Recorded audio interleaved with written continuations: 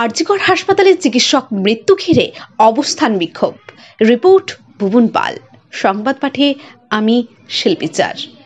এই মহালয়ার দিন সন্ধ্যায় আরজিকর মেডিকেল কলেজ হাসপাতালে তরুণী চিকিৎসক মৃত্যুর ঘটনার প্রতিবাদে একটি অবস্থান বিক্ষোভ হয় নাগরিক সমাজের ব্যানারে। ঘটনার পরের দিন থেকে লাগাতার কর্মসূচি চালিয়ে আসছে এই নাগরিক সমাজ। এই অবস্থান বিক্ষোভটি ক্ষীরপাই হালদার দিঘির মোড়ে রাজ্য সড়কের উপর হয়। জাতির জনক মহাত্মা গান্ধীর জন্মদিবসে বিক্ষোভস্থলে মহামনীষী মহাত্মা গান্ধীর প্রতিকৃতিতে মাল্যদান করে অবস্থান বিক্ষোভ শুরু হয়। নেতৃত্ব দেন শান্তি পাহাড়ি।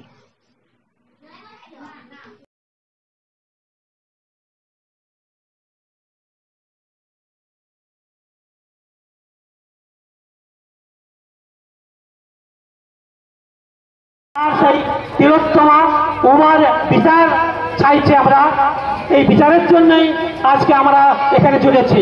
এই ঘটনা হচ্ছে আমরা আমাদের রাত্রির ঘুম চলে গেছে যে এইরকম একটা ঘটনা, দুর্বিষহ ঘটনা ঘটলো আমাদের এই রাজ্যে, এই পশ্চিম বাংলায়।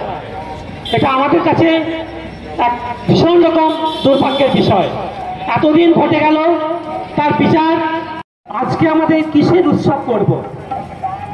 যাকে নিয়ে দুর্গোৎসব, যে দুর্গোৎসবে আমাদের ঘরের উমা আসে, আমাদের বাড়িতে আমাদের প্রত্যেকের উমা বাড়িতে আসে, সেই